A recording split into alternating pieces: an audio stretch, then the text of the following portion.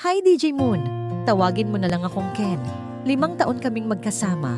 Walang araw na hindi kami magkausap, kahit pa naging LDR kami. Nagpunta ako sa ibang bansa para abutin ang pangarap ko, scholarship, trabaho, lahat ng sinugal ko. Sabi namin, kakayanin. Sabi namin, tiwala lang. Pero habang tumatagal, tumitindi ang pressure, tumitindi rin ang distance. Naging ghost ko ang sarili kong feelings. Unti-unti akong nawala sa kanya. Hindi ko siya niloko. Hindi ako nangaliwa. Pero naging busy ako sa future na gusto kong buuin na nakalimutan kong isama siya roon. Last week, may common friend kaming nag-message. Kinasal na siya. Hindi ako invited. Hindi niya sinabi. Wala nang paalam. DJ Moon, ako ba ang mali? Pinili ko lang naman ang career. Pero ngayon, parang ang laki nang nawala. Ken, ang sakit ng balita, no? Yung isang taong naging kasama mo sa mga pangarap, bigla na lang may ibang kahawak kamay sa altar.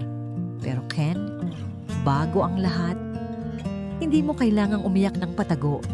Kasi sa totoo lang, pinili mong mangarap at hindi yun isang kasalanan.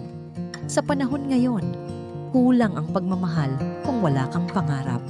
Pero minsan, yun mismo ang tanong.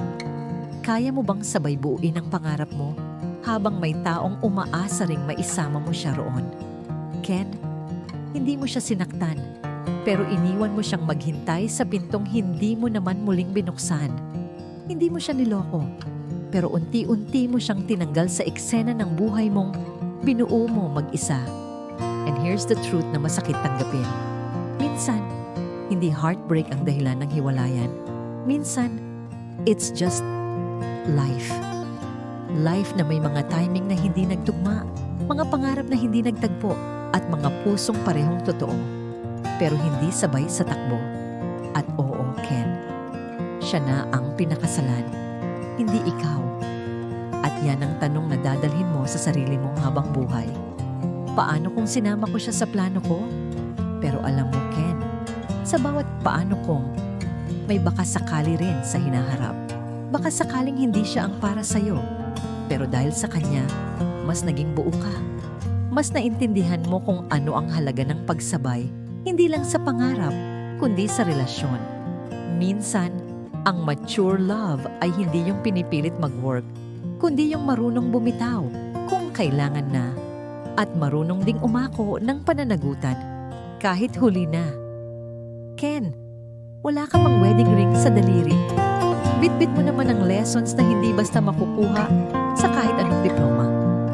Sa susunod, kapag nagmahal ka ulit, huwag mong kalimutang isama siya sa blueprint ng pangarap mo. Thank you for sharing your story. Don't forget to like, follow, and share this page.